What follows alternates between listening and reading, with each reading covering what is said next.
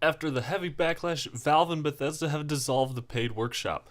This should come as good news to the vocal dissenters who tore Valve and Bethesda a new one, but is it the right call in the long run? Valve has said that angering the community has caused a significant amount of financial damage to the company. This damage was much greater than the profits from the paid workshop, so the decision to shut down the marketplace was a simple one. Gabe Newell said in his AMA, "Money is how the community steers work, and I guess the community has steered Valve away from the paid workshop. As I've said in previous videos, I'm in the modders should be able to be paid for their work camp. If modders want to create extra content and perks for paying customers, or just a comprehensive standalone mod, then as a gaming community, we should support their work and creativity, and we will end up with a much better, larger mods in the long run." One of the things we can take away from this release was it was evident that Valve wasn't able to properly brief the modders who were selected for this paid marketplace grand opening, and we ended up with a bit of a shit show when the Midas Magic developer made a poor decision and added an in-game pop-up for its non-paying customers. The nitty-gritty of this particular story isn't so straightforward, and the modder has since apologized and released a comedic pop-up heavy version of the Midas Magic mod after getting a healthy dose of vitriol. At the end of the day, hopefully we'll see this feature come back after a tiny bit of talk and a few tweaks.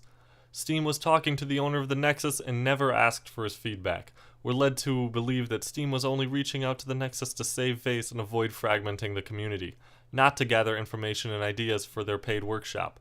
Up to the very end, Valve and Bethesda were defending the paid workshop, and Bethesda's paid workshop announcement was updated to announce the closing of the paid workshop. If both of these companies thought it was a good idea, we will eventually see the return of the paid workshop, maybe not from Bethesda and maybe not even from Valve, but the seed has been planted. Due to another bug with the marketplace, there's going to be a rollback of all transactions on the marketplace for a few hours, and the marketplace has just reopened with an explanation. The bug was an issue with an exchange rate where the Indonesian rupee suddenly became equal to a US dollar. The typical exchange rate is around 1 US dollar equals 13,000 rupiahs. Traders quickly swooped in and bought all sorts of items for free after conversion and truncation. This should be relatively easy for them to roll back. They just need to find all the transactions using rupees for the last few hours and undo them. However, it looks like those who were trying to sell their items and had them rolled back cannot trade their items for 7 days. Valve really likes these bans for their own mistakes. Anyway, this is par for the course, really. In yet more Valve news, Valve has announced game developer bans. This will give game devs the ability to effectively VAC ban users for their game. That is, the banned user will not be able to play online and trade items for that game. They will still be able to play offline and will appear on the user's profile in the same way a VAC ban appears. Valve has retained the ability to override game developer bans, but based on current Steam support, I would guess appealing to the game developer would be a much better strategy to get a ban lifted.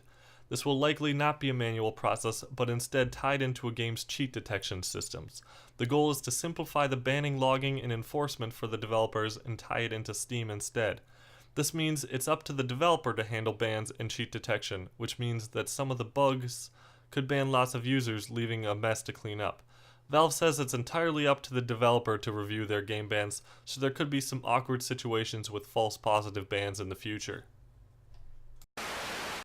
In not-so-Valve news, the Black Mesa Half-Life remake must have gotten the okay from Valve to be released, because a cryptic G-Man infused website has popped up with a timer counting down to what will likely be the release of the project.